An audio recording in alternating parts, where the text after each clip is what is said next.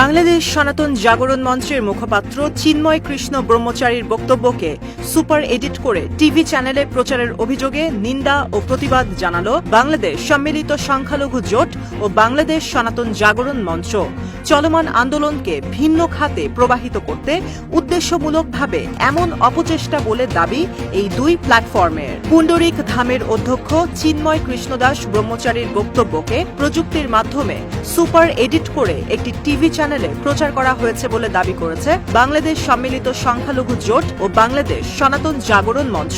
স্বার্থান্বেষী মহলকে তুষ্ট করে সংখ্যালঘুদের আন্দোলনকে ভিন্ন খাতে প্রবাহিত করতেই ওই মহল এমন অপচেষ্টা করছে বলে দাবি করে সনাতনীদের সবচেয়ে বড় এই দুই প্ল্যাটফর্ম নিন্দা ও প্রতিবাদ জানিয়ে বিবৃতি দিয়েছে।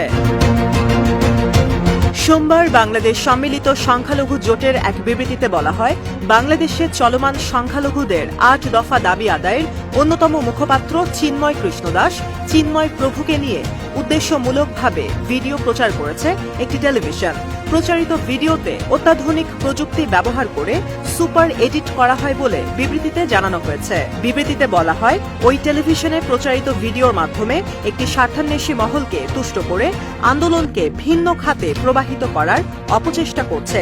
এই অপচেষ্টার বিষয়ে সবাইকে সতর্ক থাকার অনুরোধ জানানোর পাশাপাশি বিবৃতিতে আন্দোলনের পক্ষ থেকে এই অপচেষ্টাকারীদের বিরুদ্ধে তীব্র নিন্দা ও প্রতিবাদ জানানো হয়। বুধবার আরেকটি বিবৃতি দিয়েছে বাংলাদেশ সনাতন জাগরণ মঞ্চ। বিবৃতিতে বলা হয়, সংখ্যালঘু সম্প্রদায়ের 8 দফা দাবি আদায়ের এই আন্দোলন কোনো বিশেষ রাজনৈতিক দলের সাথে সংশ্লিষ্ট নয়।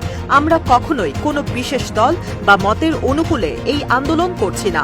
আমাদের লক্ষ্য ও উদ্দেশ্য কেবলই শান্তিপূর্ণ আন্দোলনের মাধ্যমে সনাতনীদের যৌক্তিক 8 দফা দাবি আদায়ে। বিবৃতিতে একটি টেলিভিশনে প্রচার করা চিন্ময় কৃষ্ণদাসের ভিডিও সুপার এডিট দাবি করে এমন অপচেষ্টার বিরুদ্ধে তীব্র নিন্দা ও প্রতিবাদ জানানো হয়।